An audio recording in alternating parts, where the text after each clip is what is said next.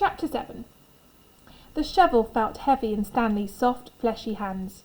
He tried to jam it into the earth, but the blade banged against the ground and bounced off without making a dent. The vibrations ran up the shaft of the shovel and into Stanley's wrist, making his bones rattle. It was still dark, the only light from the moon and the stars. More stars than Stanley had ever seen before.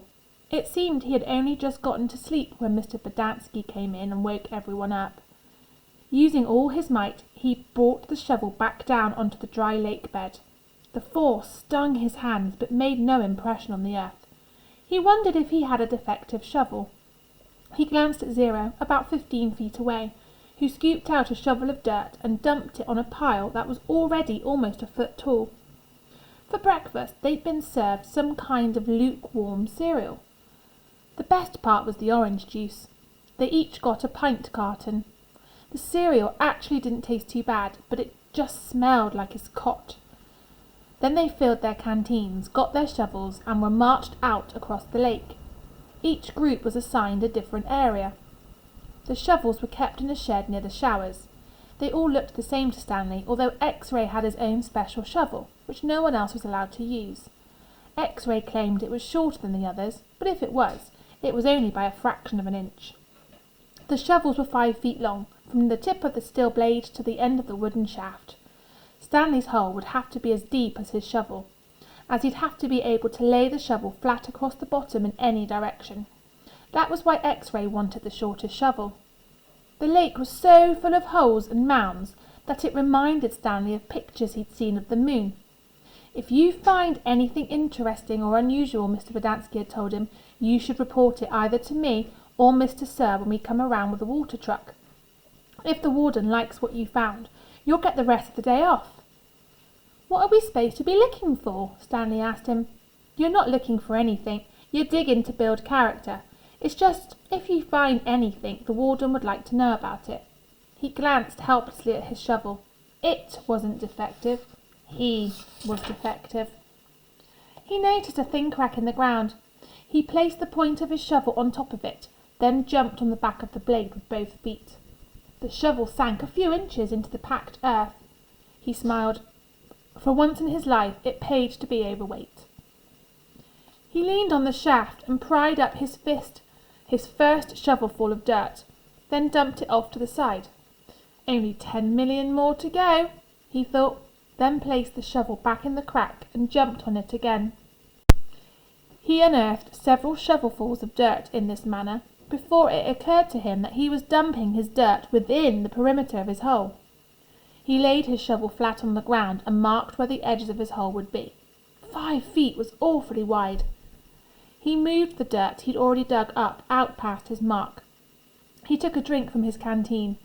5 feet would be awfully deep too. The digging got easier after a while. The ground was hardest at the surface, where the sun had baked a crust about 8 inches deep. Beneath that, the earth was looser. But by the time Stanley broke past the crust, a blister had formed in the middle of his right thumb, and it hurt to hold the shovel. Stanley's great-great-grandfather was named Elya Yelnats. He was born in Latvia. When he was 15 years old, he fell in love with Myra Menke. He didn't know then that he was Stanley's great-great-grandfather, so we've gone back in time now.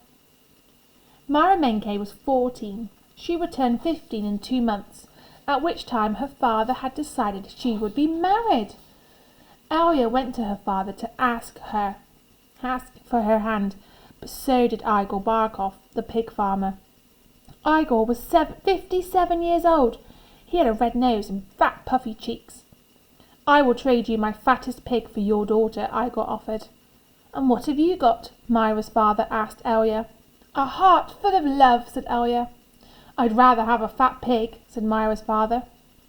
Desperate, Elya went to see Madame Zeroni, an old Egyptian woman who lived on the edge of town. He had become friends with her, though she was quite a bit older than him. She was even older than Igor Barkov. The other boys of his village liked to mud wrestle. Elya preferred visiting Madame Zeroni and listening to her many stories. Madame Zeroni had dark skin and a very wide mouth. When she looked at you, her eyes seemed to expand, and you felt like she was looking right through you.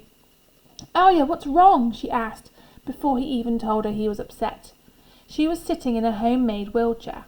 She had no left foot. Her leg stopped at her ankle. "I'm in love with Myra Menke," Elya confessed, "but Igor Barkov has offered to trade his fattest pig for her. I can't compete with that." "Good," said Madame Zeroni. "You're too young to get married. You've got your whole life ahead of you." "But I love Myra." "Myra's head is as empty as a flower pot." "But she's beautiful." "So is a flower pot." "Can she push a plough? Can she milk a goat?" "No, she is too delicate." "Can she have an intelligent conversation?" "No, she is silly and foolish." "Will she take care of you when you are sick?" "No, she is spoiled and will only want you to take care of her." "So she's beautiful. So what?" "Pooh!" Madame Zeroni spat on the dirt. She told Elya that he should go to America, like my son. "That's where your future lies, not with Myra Menke." But Elya would hear none of that. He was 15, and all he could see was Myra's shallow beauty. Madame Zeroni hated to see Elya so forlorn. Against her better judgment, she agreed to help him. "It just so happens my sow gave birth to a litter of piglets yesterday," she said. "There is one little runt whom she won't suckle. You may have him. He would die anyway." Madame Zeroni led Elya around the back of her house where she kept her pigs. Elya took the tiny piglet, but he didn't see what good it would do him. It wasn't much bigger than a rat. "He'll grow," Madame Zeroni assured him. "Do you see that mountain on the edge of the forest?" "Yes." "On the top of the mountain there is a stream where the water runs uphill. You must carry the piglet every day to the top of the mountain and let it drink from the stream. As it drinks, you are to sing to him." She taught Elya a special song to sing to the pig. "On the day of Myra's 15th birthday, you should carry the pig up the mountain for the last time. Then take it directly to Myra's father. It will be fatter than any of Igor's pigs." "If it is that big and fat," asked Elya, "how will I be able to carry it up the mountain?" "The piglet is not too heavy for you now, is it?" asked Madame Zeroni. "Of course not." "Do you think it will be too heavy for you tomorrow?" "No." "Every day you will carry the pig up the mountain. It will get a little bigger, but you will get a little stronger. After you give the pig to Myra's father, I want you to do one more thing for me." "Anything?" "I want you to carry me up the mountain. I want to drink from the stream, and I want you to sing the song to me." Elya promised he would. Madame Zeroni warned that if he failed to do this, he and his descendants would be doomed for all of eternity. At the time, Elya thought nothing of the curse. He was just a 15-year-old kid, and eternity didn't seem much longer than a week from Tuesday. Besides, he liked Madame Zeroni, and he would be glad to carry her up the mountain. He would have done it right then and there, but he wasn't strong enough yet. Back to Stanley. Stanley was digging. His hole was about 3 feet deep, but only in the centre. It sloped upwards to the edges. The sun had only just come up over the horizon, but he could already feel its hot rays against his face. As he reached down to pick up his canteen, he felt a sudden rush of dizziness, and put his hands on his knees to steady himself. For a moment he was afraid he would throw up, but the moment passed. He drank the last drop of water from his canteen. He had blisters on every one of his fingers, and one in the centre of each palm. Everyone else's hole was a lot deeper than his. He couldn't actually see their holes, but could tell by the size of their dirt piles. He saw a cloud of dust moving across the wasteland, and noticed that the other boys had stopped digging, and were watching it too. The dirt cloud moved closer, and he could see that it trailed behind a red pickup truck. The truck stopped near where they were digging, and the boys lined up behind it. X-ray in front, Zero at the rear. Stanley got in line behind Zero. Mr. Cerf filled each of their canteens from a tank of water in the bed of the pickup. As he took Stanley's canteen from him, he said, "This isn't the Girl Scouts, is it?" Stanley raised and lowered one shoulder. Mr. Cerf followed Stanley back to his hole to see how he was doing. "You better get with it," he said, "or else you're going to be digging in the hottest part of the day." He popped some sunflower seeds into his mouth, deftly removed the shells with his teeth, and spat them into Stanley's hole.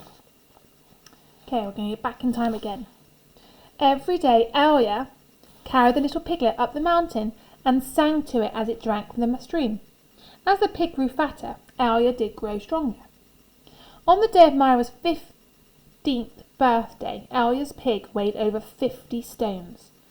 Madame Zeroni had told him to carry the pig up the mountain on that day as well, but Elya didn't want to present himself to Myra smelling like a pig.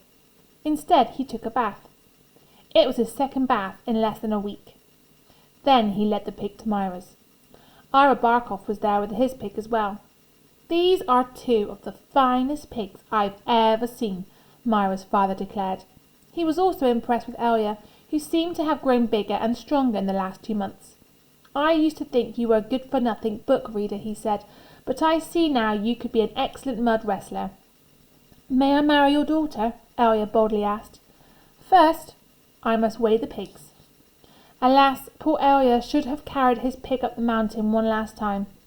The 2 pigs weighed exactly the same. Stanley's blisters had ripped open, and new blisters formed. He kept changing his grip on the shovel to try to avoid the pain. Finally, he removed his cap and held it between the shaft of his shovel and his raw hands.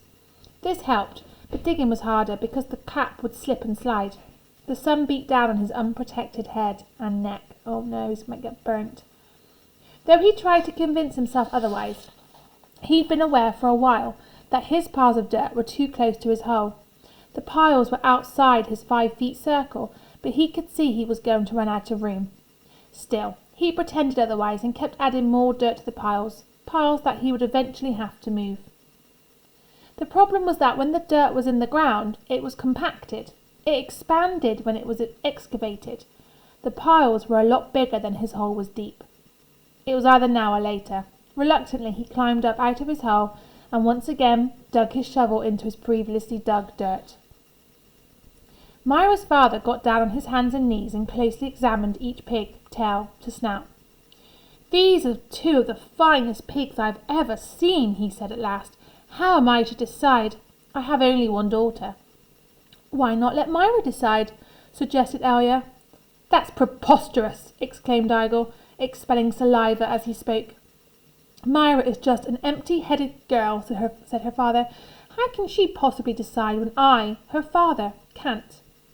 "She knows how she feels in her heart," said Elya. Myra's father rubbed his chin. Then he laughed and said, "Why not?" He slapped Elya on the back. "It doesn't matter to me. A pig is a pig." He summoned his daughter. Elya blushed when Myra came into the room. "Good afternoon, Myra," he said. She looked at him. "You're Elya, right?" she asked. "Myra," said her father, "Elya and Igor have each offered a pig for your hand in marriage. It doesn't matter to me. A pig is a pig. So I will let you make the choice. Whom do you wish to marry?" Myra looked confused. "You want me to decide?" "That's right, my blossom." "Gee, I don't know. Which pig weighs more?" "They both weigh the same." "Golly, I guess I choose Elya." "No, Igor." "No, Elya." "No, Igor." "Oh, I know. I'll think of a number between 1 and 10. I'll marry whoever guesses the closest number." "Okay, I'm ready." 10, guessed Igor. Elya said nothing. "Elya, what number do you guess?" Elya didn't pick a number. "Marry Igor," he muttered. "You can keep my pig as a wedding present." Oh. The next time the water truck came, it was driven by Mr. Bodansky, who also brought sack lunches. Stanley sat with his back against a pile of dirt and ate. He had a bologna sandwich, potato chips, and a large chocolate chip cookie. "How you doing?" asked Magnet. "Not real good," said Stanley. "Well, the first hole's the hardest," Magnet said. Stanley took a long deep breath. He couldn't afford to dawdle. He was way behind the others, and the sun just kept getting hotter. It wasn't even noon yet, but he didn't know if he had the strength to stand up. He thought about quitting. He wondered what they would do to him. What could they do to him? His clothes were soaked with sweat. In school he had learned that sweating was good for you. It was nature's way of keeping you cool. So why was he so hot? Using his shovel for support, he managed to get to his feet. "Where are we supposed to go to the bathroom?" he asked Magnet. Magnet gestured with his arms to the great expanse around them. "Pick a hole. Any hole," he said. Stanley staggered across the lake, almost falling over a dirt pile. Behind him he heard Magnet say, "But first make sure nothing's living in it." After leaving Myra's house, Elya wandered aimlessly through the town until he found himself down by the wharf. He sat on the edge of a pier and stared down into the cold, black water. He could not understand how Myra had trouble deciding between him and Igor. He thought she loved him. Even if she didn't love him, couldn't she see what a foul person Igor was? It was like Madame Zeroni had said. Her head was as empty as a flower pot. Some men were gathering on another dock, and he went to see what was going on. A sign read, "Deck hands wanted, free passage to America." He had no sailing experience, but the ship's captain signed him aboard. The captain could see that Elya was a man of great strength. Not everybody could carry a full-grown pig up the side of a mountain. It wasn't until the ship had cleared the harbour and was heading out across the Atlantic that he suddenly remembered his promise to carry Madame Zeroni up the mountain. He felt terrible. He wasn't afraid of the curse. He thought that was a lot of nonsense. He felt bad because he knew Madame Zeroni had wanted to drink from the stream before she died. Zero was the smallest kid in Group D, but he was the first one to finish digging. "You're finished?" Stanley asked enviously. Zero said nothing.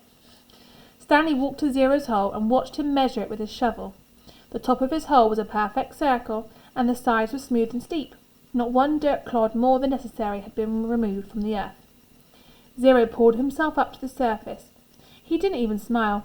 He looked down at his perfectly dug hole, spat in it, and then turned and headed back to the camp compound. "Zero's one weird dude," said Zigzag. Stanley would have laughed, but he didn't have the strength. Zigzag had to be the weirdest dude Stanley had ever seen. He had a long, skinny neck and a big round head with a wild, frizzy blonde hair that stuck out in all directions. His head seemed to bob up and down on his neck like it was on a spring. Armpit was the second one to finish digging. He also spat in his hole before heading back to the camp compound. One by one, Stanley watched each of the boys spit into his hole and return to the camp compound. Stanley kept digging. His hole was almost up to his shoulders, although it was hard to tell exactly where ground level was because his dirt piles completely surrounded the hole. The deeper he got, the harder it was to raise the dirt up and out of the hole. Once again he realized he was going to have to move the piles. His cap was stained with blood from his hands. He felt like he was digging his own grave. In America, Elya learned to speak English. He fell in love with a woman named Sarah Miller. She could push a plough, milk a goat, and most important, think for herself.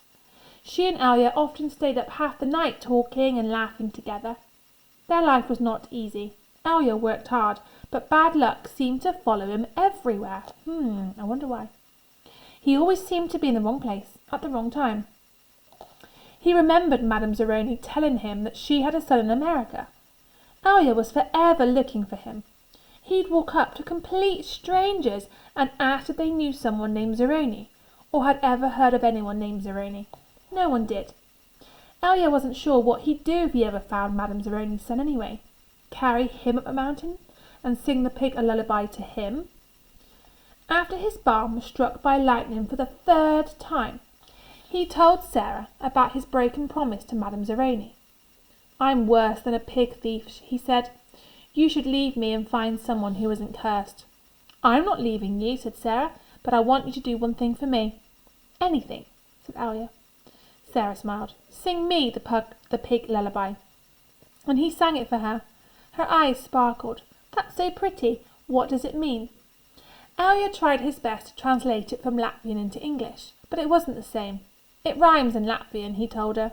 I could tell. A year later their child was born. Sarah named him Stanley because she noticed that Stanley was Yelnats spelled backwards. Sarah changed the words of the pig lullaby so that they rhymed, and every night she sang it to little Stanley. If only the woodpecker sighs, the bark on the tree was as soft as the skies, while the wolf waits below, hungry and lonely, crying to the moon, if only, if only.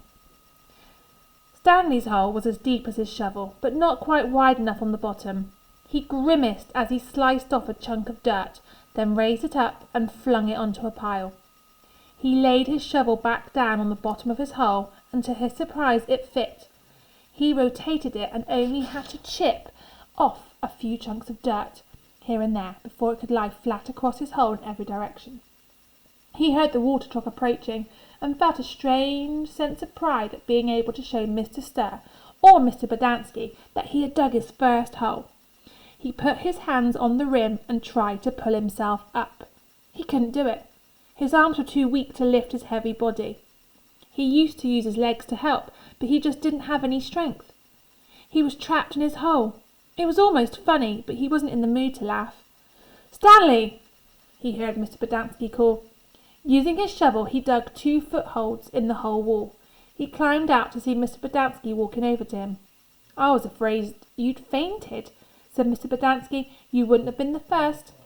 "I'm finished," Stanley said, putting his blood-spotted cap back on his head. "All right," said Mr. Bodansky, raising his hand for a high five, but Stanley ignored it. He didn't have the strength. Mr. Bodansky lowered his hand and looked down at Stanley's hole. "Well done," he said. "Do you want to ride back?" Stanley shook his head. "I'll walk." Mr. Bodansky climbed back into the truck without filling Stanley's canteen. Stanley waited for him to drive away, then took another look at his hole. He knew it was nothing to be proud of, but he felt proud nonetheless. He sucked up his last bit of saliva and spat. A lot of people don't believe in curses. A lot of people don't believe in yellow-spotted lizards either, but if one bites you, it doesn't make a difference whether you believe in it or not. Actually, it is kind of odd that scientists named the lizard after its yellow spots. Each lizard has exactly 11 yellow spots, but the spots are hard to see on its yellow-green body. The lizard is from 6 to 10 inches long and has big red eyes. In truth, its eyes are yellow, and it is the skin around the eyes which is red, but everyone always speaks of its red eyes. It also has black teeth and a milky white tongue. Looking at one, you would have thought that it would have been named a red-eyed lizard, or a black-toothed lizard, or perhaps a white-tongued lizard. If you've ever been close enough to see the yellow spots, you are probably dead.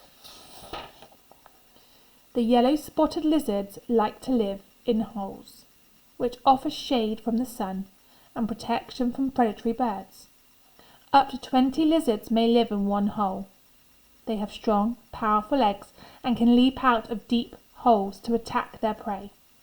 They eat small animals, insects, certain cactus thorns, and the shell of sunflower seeds.